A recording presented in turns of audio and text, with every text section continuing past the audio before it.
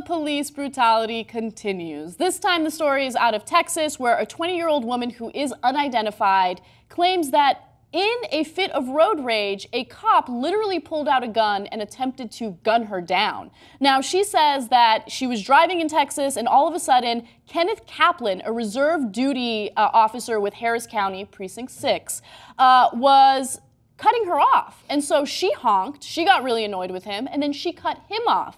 That is when she claims that the cop pulled out a gun. So let me give you her exact words of what allegedly happened. All of a sudden, I'm driving and this guy cuts me off. He was about to hit me. I switched to the other lane. I got in front of him and I cut him off. I guess that pissed him off.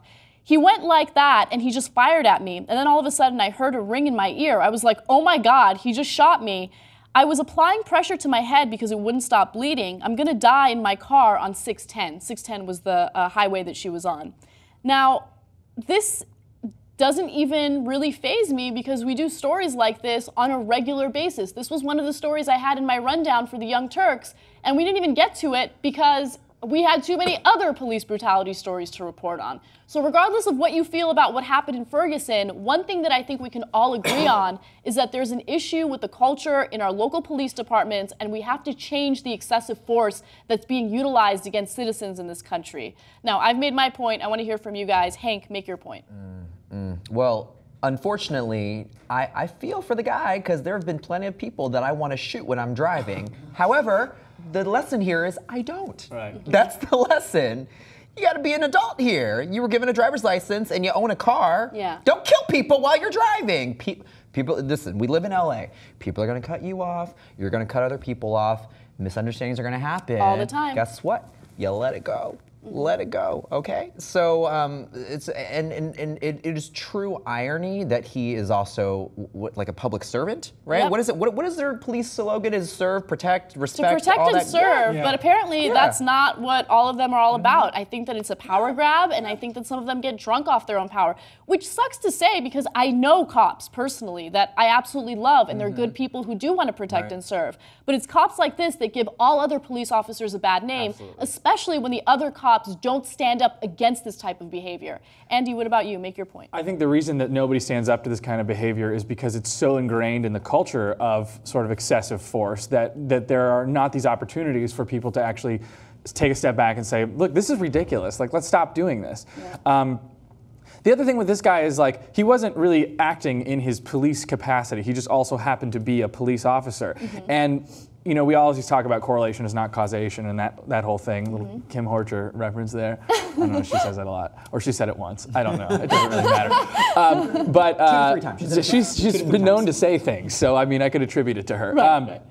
But I think that, like, you know, he also is just an asshole. And, you know, notwithstanding that there's been other people who have taken out guns and tried to shoot each other over road rage incidents too, you know, and I don't think that we, you know, I think it's very easy to blame all of the sort of like cop mentality or blame this on sort of like the culture of violence and excessive force in the police department, but I think it really is a bigger thing, which is just people feeling like, and maybe because he's a cop, he thinks he can get away with it, right. But people feeling like this is the way to solve a situation by just like pulling out a gun and shooting someone from cutting you off. I mean, it's unbelievable. We apparently have a hard time controlling our own emotions these days. So here's the question. Have you ever had a positive, not a negative, a positive run-in with a cop? We want to hear about it. I know I have, so I want to share that story. Andy, let me start with you. Well, you know I was arrested.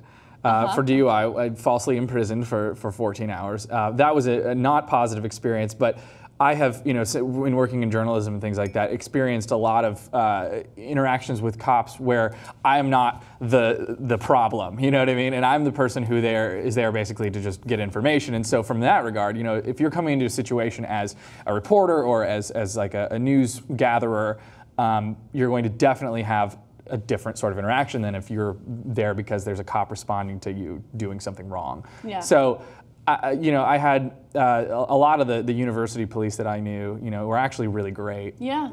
A lot of the smaller town Indiana police that I knew also, who were basically just like my loser friends in high school, you know what I mean? Who eventually went on to be police officers. Scott Brown. All right. Hank, what about you? Boy, such aspirations. I would agree. In like a professional capacity, when you're working events or if you're in a situation where you have to work with police officers, they've been really polite. But one story sticks out of my mind, and this was in New York. I was in Times Square, and literally two vendors, like it was like the guys who like sell the New York City tour, like one of those guys, and then like another vendor, like all of a sudden we're like yelling and cussing at each other in the street. And this was like, one was like Nigerian, so the other guy was calling him all kinds of names. The other person was like, I would kill you if you were in my country. Like we were screaming. They were like getting into each other's faces. I immediately was like, oh, saw a cop car, because cops are all over Times Square. These guys were idiots. I knock on the window, and it was two female cops, and they were in there like reading their like New York Post, and they just rolled down the window, bored, and I was like, hi, I'm sorry to bother you, but there's two guys that are fighting on the street. You might want to come and intervene. Immediately, paper on the floor. They got out. Next thing you know, these two like kind of petite girls, but fully in uniform. Hey, what's going on? Get over here! Are you kidding me right now? Like just started screaming and yelling and like broke these guys up. Oh, nice. I was like, oh. I mean, that situation could have really escalated, so I'm glad that they diffused it, even though it sounded like they did it in like, And there was no it was great. It was great. Or anything like that. Yeah. But can you imagine just Taurus and like Elmo and Superwoman? Like we're all just like watching this go down. And it was Times Square. Times Square is a clusterfuck. Shit show. Yeah, it sounds crazy. Shit show. I've had so many positive run-ins with cops. I have had negative run-ins, which I've shared on the show before, but I have gotten away with speeding more times than I'd like to admit, okay? Officer Cardoza. Wherever you are. Anyway, tell us if you guys have had a good or bad run-in with a cop. We want to hear your stories. Comment in the section below, and we'll see you guys soon.